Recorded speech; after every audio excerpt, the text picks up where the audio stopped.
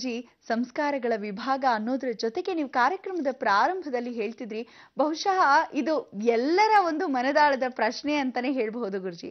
ಸನ್ಯಾಸಿಗಳು ಜಗದ್ಗುರುಗಳು ಅಂತ ಹೇಳಿದ್ರೆ ಲೌಕಿಕ ಜಗತ್ತಿನಿಂದ ಸ್ವಲ್ಪ ದೂರ ಸರಿದವರು ಅಂತಾನೆ ಹೇಳ್ಬಹುದು. ಆದ್ರೂ ಕೂಡ ಅವರು ಸಾಕಷ್ಟು ಚಿನ್ನವನ್ನ ಹಾಕೊಂಡಿರ್ತಾರೆ. ಯಾಕೆ ಅನ್ನೋ ಪ್ರಶ್ನೆ ಎಲ್ಲರಿಗೂ ಇರತ್ತೆ. ನೀವು ಅದಕ್ಕೆ ಉತ್ತರವನ್ನ ನೀಡ್ತೀರಾ ಅಂತ ಹೇಳಿದ್ರಿ. ಏನದು ಗುರುಜಿ? ಖಂಡಿತ. ನೋಡಿ, ವೈರಾಗ್ಯ ಜೀವನವನ್ನು ಕೊಡೋನು ಶನೇಶ್ವರ, ಇಡೀ ಜಗತ್ತು ಸಾಧನೆಯನ್ನು ಕೊಡೋನು ಸೂರ್ಯನಾರಾಯಣ. ಯಶಸ್ಸು ಕೀರ್ತಿಯನ್ನು ಸಾಧಾರಣವಾಗಿ ಇರತಕ್ಕಂಥ ಸನ್ಯಾಸಿಗಳು ಬೇರೆ, ಜಗದ್ಗುರುಗಳು ಬೇರೆ. ಜಗದ್ಗುರುಗಳಿಗೆ ಆಭರಣಗಳನ್ನು, ಒಡವೆಗಳನ್ನು ಸಾಕ್ಷಾತ್ ಮಹಾರಾಜರ ಕಾಲದಿಂದ ಬಂದಿರತಕ್ಕಂಥ ಪದ್ಧತಿ. ಅವರು ಸ್ವತಃ ರಾಜ ದರ್ಬಾರ್ ಅಂದರೆ ಇವತ್ತು ದಿವಸ ನವರಾತ್ರಿ ಮಾಡಿದಾಗ 9 ದಿವಸಗಳ ಪೂಜೆ ಪುನಸ್ಕಾರವನ್ನು ದರ್ಬಾರ್, ಇವತ್ತು ಗುರುಗಳ ದರ್ಬಾರ್ ಇದೆ ಬನ್ನಿ ಅಂತಾರೆ.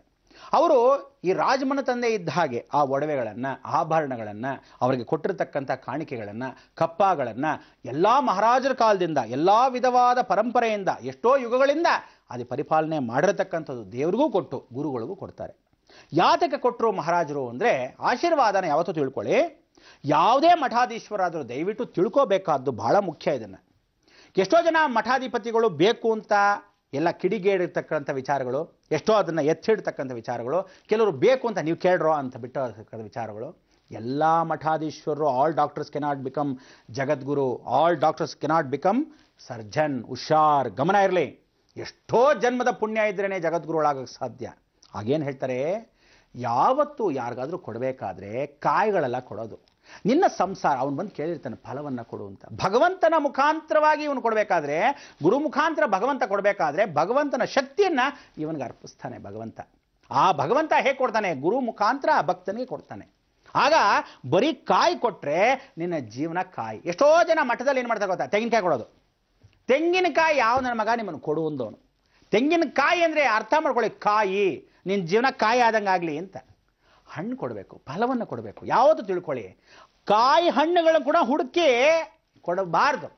ಬಾಳೆಕಾಯಿನ ಕೊಟ್ಟರೆ ತಿಥಿ, ನಿಮ್ಮ ಮನೆ ಸಂಸಾರ ತಿಥಿ ರೆಡಿ ಆಗಲಿ ಅಂತ ಅರ್ಥ. ಕಾಯಿನ ಕೊಟ್ಟರೆ ಫಲವೇ ಆಗಲ್ಲ, ಪೂರ್ಣ ಫಲ ಅಂತ ಅರ್ಥ ಏನು? ಇದನ್ನ ಇಟ್ಟರೆ ಪೂಜೆ ಮಾಡಬೇಕು. ಅವ್ರು ಪೂಜೆ ಮಾಡಿದ್ರೆ ಏನು ಮಾಡ್ತಾರೆ? ಎತ್ಕೊಂಡೋಗಿ ಹೊಡಿತಾರ, ಒಣಗೋಗುತ್ತಾ, ಕೊಬ್ಬರಿ ಆಗತ್ತೋ, ಕೆಟ್ಟೋಗಿರುತ್ತೋ ಗೊತ್ತಿಲ್ಲ. ಕಾಯಿಗಳನ್ನು ಯಾವತ್ತು ಕೊಡಬೇಕಾದ್ರೇನೆ, ಪೂರ್ಣ ಫಲ ಕೊಡಬೇಕಾದ್ರೆ ತೆಂಗಿನಕಾಯಿ ಕೊಡಬಾರ್ದು. ಯಾವತ್ತು ಹೊಡ್ಕೊಳ್ಳಿ, ಎಳನೀರಾಗಿ ಅದು ಒಣಗಿರ್ತಕ್ಕಂಥ ಮಟ್ಟೆಕಾಯಿನ ಪೂರ್ಣವಾಗಿರೋದನ್ನ ದೀರ್ಘ ಸುಮಂಗಲಿ ಭವ ಅಂತ ಹೆಣ್ಣು ಮಕ್ಕಳಿಗೆ ಮಾತ್ರ ಕೊಡಬೇಕು. ಗಂಡಸರು ಕೊಡ್ಕೊಡ್ದು. ಕೆಲವರು ತೆಂಗಿನಕಾಯಿನ, ಗುರುಗಳೇ 2 ತೆಂಗಿನಕಾಯಿ ನಿಮ್ಗೊಂದು, ಆಶೀರ್ವಾದ ಮಾಡಿ ನಮಗೊಂದು. ಆಲ್ರೆಡಿ ಅವ್ರು ಕೊಡ್ತಾರೋ ಬಿಡ್ತಾರ, ನನಗೊಂದು ಅಂತ ಇವನೇ ಕೊಟ್ಬಿಟ್ಟಿರ್ತಾನೆ 2ನ. ಹಿಂಗೆಲ್ಲ ಕೊಡ್ಕೂಡ್ದು. ಯಾವ ಶಾಸ್ತ್ರ ಸಂಪ್ರದಾಯದಲ್ಲೂ ಕಾಯಿ ಕೊಡ್ಕೊಡ್ದು. ಹಣ್ಣನ್ನೇ ಕೊಡಬೇಕು. ಫಲವತ್ತಾಗಲಿ ನಿನ್ನ ಜೀವನ, ಪರಿಪೂರ್ಣ ಫಲವಾಗಲಿ ಅಂತ ಅರ್ಥ. ಅದಕ್ಕೆ ಋಷಿ ಮುನಿಗಳು ಯಾವ ಕಾಲಕ್ಕೂ ಯತಿವರ್ಗರು ಆಶೀರ್ವಾದ ಅಂದರೆ ಆ ಕಾಲದಲ್ಲಿ ಜಗತ್ತಿಗೆ ಶಕ್ತಿ ಇತ್ತು. ಋಷಿ ಮುನಿಗಳು ಮಹಾ ಸಾಧ್ವಿಗಳಾಗಿದ್ದರು, ಸಾಧ್ವಿ ಶಿರೋಮಣಿಗಳಿದ್ರು, ಎಷ್ಟೋ ಜನ ಮಹಾ ತಪಸ್ವಿಗಳಿದ್ರು. ಆದರೆ ಕಲಿಯುಗದಲ್ಲಿ ಆ ತಪಸ್ಸು ಇಲ್ಲ. ಆದರೆ ಎಷ್ಟೋ ಜನ ಸಾಧನೆ ಮಾಡಿರತಕ್ಕಂಥವ್ರು ಜಗದ್ಗುರುಗಳಾದಾಗ ಅವರು ಏನಕ್ಕೆ ಒಡವೆ ಆಭರಣಗಳು ಹಾಕ್ಕೊಂತಾರೆ ಅಂದರೆ, ಬರೀ ಕೈಯಲ್ಲಿ ಕೊಟ್ಟರೆ ಏನೂ ಇಲ್ಲ. ಇದು ಸರ್ವಸಂಪತ್ತಿ ಜನನಿ ಅಂದರೆ ಏನು? ಈ ಜಗತ್ತು ಅಗ್ನಿ, ವಾಯು, ಜಲ, ಭೂಮಿ, ಆಕಾಶ, ಪಂಚಭೂತಗಳ ಸಮೇತ. ಬರೀ ಗುರು ಆಶೀರ್ವಾದ ಅಲ್ಲ, ಅಷ್ಟೈಶ್ವರ್ಯಗಳು ನಾನು ಹಾಕ್ಕೊಂಡ್ರೆ ಅಷ್ಟು ಒಡವೆಗಳ ಸಮೇತವಾಗಿ ನಿನಗೆ ಆಶೀರ್ವಾದ ಮಾಡ್ತೀನಿ. ಇಷ್ಟು ಕೀರ್ತಿ, ಇಷ್ಟು ಐಶ್ವರ್ಯ, ಇಷ್ಟು ಒಡವೆಗಳ ಶಕ್ತಿ, ಇಷ್ಟು ನವಗ್ರಹಗಳ ಶಕ್ತಿ, ಇಷ್ಟು ಒಡವೆಗಳಲ್ಲಿರ್ತಕ್ಕಂಥ ರಾಜಮಹಾರಾಜರ ಮನತನ ಏನಿದೆ ಅಷ್ಟು ಸಮೃದ್ಧಿ ನಿಮಗೂ ಸಿಗಲಿ ಅಂತ ಸಂಪೂರ್ಣವಾಗಿ ಕೊಡ್ತಕ್ಕಂಥದ್ದು. ಇದು ಕೇವಲ ಇಡೀ ಜಗತ್ತಲ್ಲಿ 2 ಕಡೆ ನಡೆಯೋದು. ಜಗದ್ಗುರುಗಳು ಅಂದರೆ ಎಲ್ಲರೂ ಜಗದ್ಗುರುಗಳಾಗಕ್ಕೆ ಸಾಧ್ಯ ಇಲ್ಲ. 2 ಪರಂಪರೆ. ಒಂದು ಆದಿಶಂಕರಾಚಾರ್ಯರ ಪೀಠ ವಂಶಸ್ಯ, ಇನ್ನೊಂದು ಇಡೀ ಜಗತ್ತಲ್ಲಿ ಬಾಳೆಹೊನ್ನೂರು ಪೀಠ. ಅಷ್ಟು ಬಿಟ್ಟರೆ ಎಲ್ಲರೂ ಯತಿಗಳು, ಎಲ್ಲ ಸನ್ಯಾಸಿಗಳು. ಅಂದರೆ ವೈರಾಗ್ಯ ಜೀವನ. ವಿರಕ್ತ ಮಠಗಳು ಅಂತ ವೀರಶೈವ ಸಮಾಜದಲ್ಲಿದೆ, ಅಂದರೆ ಯಾವುದು ಬೇಡ ಅಂತ. ಆದರೆ ಜಗತ್ತಿಗೆ, ಜನಕ್ಕೆ ಬೇಡ ಅಂದರೆ, ಲೌಕಿಕಲ್ಲಿ ಬದುಕಿರ್ತಕ್ಕಂಥ ಜನಕ್ಕೆ ಇದ್ದರೆ ನಿಮಗೆ ತಂದು ಹಾಕಕ್ಕೆ.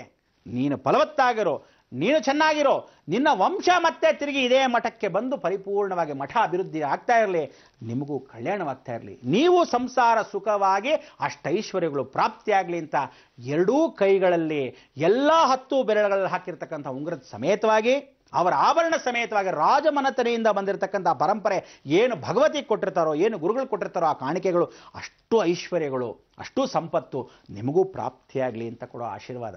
ಅದು ಸತ್ಯ. ಆ ಸತ್ಯಕ್ಕೋಸ್ಕರ ಇವತ್ತು ನವರಾತ್ರಿ ವೈಭವದಲ್ಲಿ, ವಿಶೇಷವಾಗಿರ್ತಕ್ಕಂಥ ಜಯಂತ್ಯೋತ್ಸವದಲ್ಲಿ ಆಭರಣಗಳನ್ನು ಧರಿಸಿ ಗುರುಗಳು ಆಶೀರ್ವಚನವನ್ನು ಭಕ್ತಾದಿಗಳಿಗೆ ಕೊಡೋದೇ ಸತ್ಯವಾಕ್ಯ. ಇವತ್ತಿನ ಸಂಸ್ಕಾರ ಜೀವನದಲ್ಲಿ ಯಾರಿಗೂ ಗೊತ್ತಿಲ್ಲದೆ ಇರೋದನ್ನ ತಿಳ್ಕೊಂಡಾಗ ಜಗತ್ತು ಸಾರ್ಥಕತೆ ಸಾರಾಂಶದಿಂದ ನಾವೆಲ್ಲ ಕ್ವಶನ್ ಮಾರ್ಕ್, ಆ ಪ್ರಶ್ನೆಗೆ ಉತ್ತರೋತ್ತರ. ಇಂಥ ಉತ್ತರವಾಗಿ ಉದಯೋನ್ಮುಖ್ಯವಾಗಲಿ, ನಿಮ್ಮ ಜೀವನ ಸಂಪತ್ವರಿತವಾಗಿರಲಿ, ಅಷ್ಟೈಶ್ವರ್ಯ ಪ್ರಾಪ್ತಿ ಆಗಲಿ, ಎಲ್ಲದಕ್ಕೂ ಮೊದಲು ಆರೋಗ್ಯ ಪ್ರಾಪ್ತಿಯಾಗಲಿ, ಈ ಭೂಮಿಯಲ್ಲಿ ನೆಲೆಸಿರೋರು ಧರ್ಮ ಪ್ರಾಪ್ತಿಯಾಗಲಿ. ಧರ್ಮೋ ರಕ್ಷತಿ ರಕ್ಷಿತ ಅಂತ ಈ ಮಂಗಳಕರವಾಗಿರ್ತಕ್ಕಂಥ ದಿನ ನಿಮ್ಮೆಲ್ಲರಿಗೂ ಮಂಗಳವಾಗಲಿ. ಭಗವಂತ ನಿಷ್ಠೆ ಸೋಮವಾರದಂದು ಪರಿಪೂರ್ಣವಾಗಿರ್ತಕ್ಕಂಥ ಜ್ಞಾನ ಚಿನ್ಮುದ್ರೆ ತುಂಬಲಿ. ಆ ಪರಂಪರಾಗತವಾಗಿ ಬಂದಿರತಕ್ಕಂಥ ಜಗದ್ಗುರುಗಳ ಆಶೀರ್ವಾದ, ಅಂಥ ಗುರುಗಳು ನಮ್ಮೆಲ್ಲರಿಗೂ ನಿಮ್ಮೆಲ್ಲರಿಗೂ ಸಿಗಲಿ ಅನ್ನಕ್ಕೆ ನೀವೇನು ಮಾಡಿ ರಂಭಾಪುರಿ ಕ್ಷೇತ್ರಕ್ಕೆ ಅಂದಂದು ಅವಾಗವಾಗ ಪೌರ್ಣಮಿಯಂದು ಹೋಗ್ತಾ ಇರಬೇಕು. ಎಲ್ಲ ಕ್ಷೇತ್ರಗಳು ಎಲ್ಲ ಗುರುಗಳಿಗೂ ಹೋಗಿ ನಮಸ್ಕಾರ ಮಾಡಿದ್ರೆ ಯಾತ್ರಾ ಸಂಪೂರ್ಣ. ಅದೇ ಈ ಬ್ರಹ್ಮಾಂಡ ಲೋಕದ ಬ್ರಹ್ಮಾಂಡ ಯಾತ್ರೆ. ನಾವು ನೀವು ಸ್ಮರಣೆ ಮಾಡ್ಕೊಳ್ಳೋಣ, ಲೋಕಚಿಂತನೆಯನ್ನು ಮರೆತು ವಿಶೇಷವಾಗಿ ಮೋಕ್ಷ ದಾರಿಯನ್ನು ಹುಡುಕೋಣ ಅಂತ ಹೇಳ್ತಾ, ಲೋಕ ಸಮಸ್ತ ಸುಖಿನೋ ಭವಂತು. ಸನ್ಮಂಗಳ ಅನುಭವನ